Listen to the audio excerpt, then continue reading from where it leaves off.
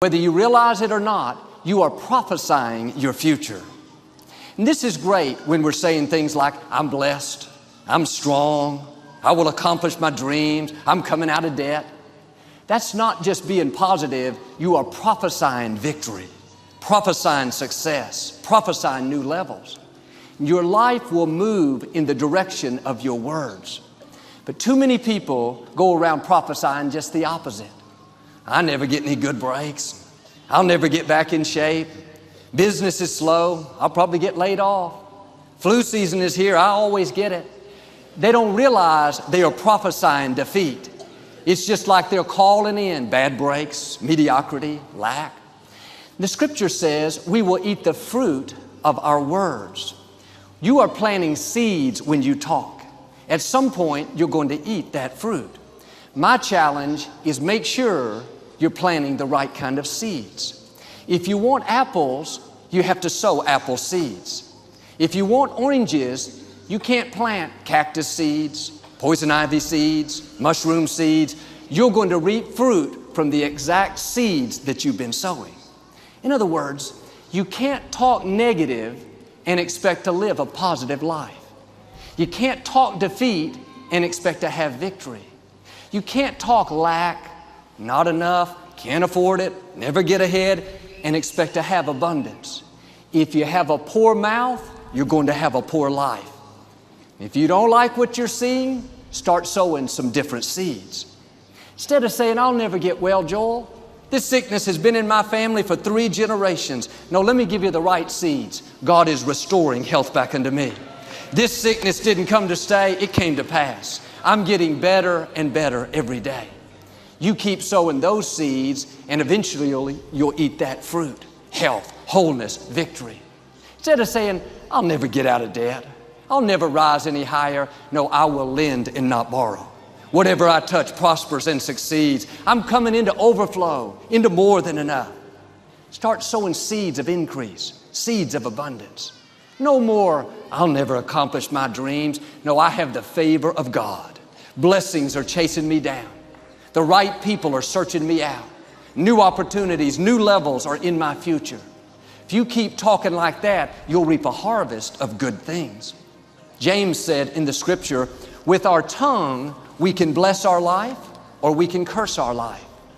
Many people don't realize with their words, they're cursing their future. Every time you say, I never get any good breaks, you just cursed your life. I'll never be able to afford that nice house. I'll never break this addiction. I'll never meet the right person. No, stop cursing your future.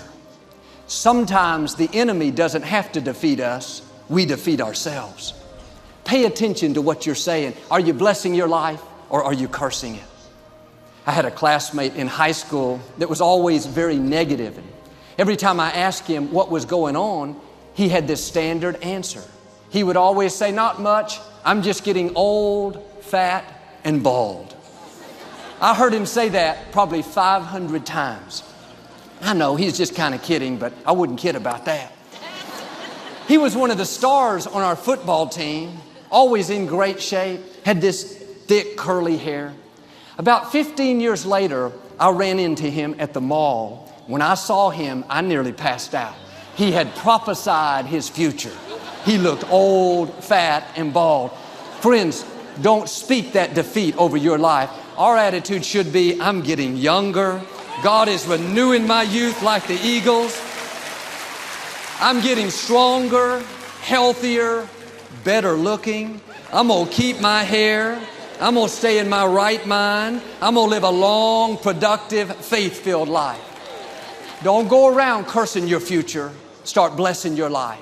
Prophesy good things. There's a young lady on staff here. Every morning before she leaves the house, she looks in the mirror and says, girl, you're looking good today. I saw her one time and asked if she was still doing it. She said, yeah, in fact, today when I looked in the mirror, I said, girl, some days you look good, but today you look really good. Why don't you stop criticizing yourself, talking about all the things you don't like, how you're getting too old and too wrinkled, too this, too that. Stop cursing your life and start blessing your life. Start calling yourself healthy, strong, talented, beautiful, young. Every morning before you leave the house, look in the mirror and say, "Good morning, you good-looking thing." Now, Brother Paul, you need to do this every hour. Sometimes when we've been traveling a lot, been very busy, Victoria will come to church with me and say, "Joel, I am so tired. Look at me. Can you see how red my eyes are?" I always say, "No, Victoria, you look beautiful. You look as great as ever." She says, "No, I don't, Joel. I know you. You won't tell me." She's right. I don't want to speak defeat. I want to speak victory over her life. I wonder what she would do if I ever said, "Yeah, you're right. You don't look good at all." I'm smarter than that. I know this man that was so concerned that he was going to get Alzheimer's disease. Several people in his family had it. A grandfather, a great uncle. He was in his early 50s, but he was always talking about what might happen. He told me how he is making plans for who could take care of him, get everything lined up. Of course, it's good to use common sense, to be wise, but if you go around talking about when you're going to get it, making plans for it, most likely you won't be disappointed. You're calling it in, just like you're sending it an invitation. I told him what I'm telling you. Don't say another time that you're going to have Alzheimer's. Start declaring, "No weapon formed against me will ever prosper. I will live out my days in good health, with a clear mind, with good memory, with clarity of thought. My mind is alert, my senses are sharp, my youth is being renewed." You got to prophesy health. Prophesy a long, productive life. Your words will become your reality. When our daughter Alexandra was about 4 years old, she overheard Victoria and me talking about this little boy that was having a terrible time with headaches. He was having to leave school and causing him all kinds of difficulties. Alexandra spoke up and said, "Daddy, I don't have headaches and I never will have headaches." I thought, you're exactly right. You're prophesying the right thing. One time I was working on my garage door back then. I couldn't get it to go up and I was kind of frustrated. I didn't even realize Alexandra was there, but under my breath I said, "This thing is never going to work." I heard this little voice speak up, "Daddy, you're going to have what you say." Thought it's terrible when your own children believe your messages. Proverbs 6 says, we are snared by the words of our mouth. Snared means to be trapped. Your words can trip you. What you say can cause you to stumble. It can keep you from your potential. You're not snared by what you think. Negative thoughts come to us all. When you speak them out, you give them life. That's when they become a reality. When you say, "I'll never get back in shape," it becomes more difficult. You just made it harder.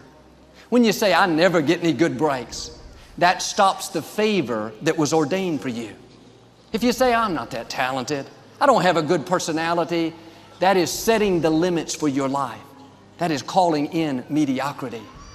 You may have been snared in the past, trapped by your words, but I believe this is a new day.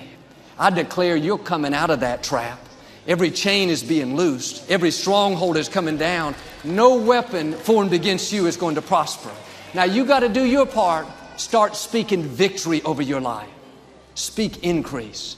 Dare to declare God's favor. Be bold to call in those things you're dreaming about, those things you're believing for. Don't use your words to describe the situation. Use your words to change the situation. Matthew chapter 6, Jesus was talking about worry. He said, "Take no thought, saying, what shall we eat? What shall we drink?" Notice that phrasing, take no thought, saying. The negative thoughts will come. The key is to not say them. A thought will die stillborn if you don't speak it. Jesus was saying, you may feel worried. You may seem like it's never going to happen, but take no thought saying. Don't verbalize it. Don't get trapped by your words.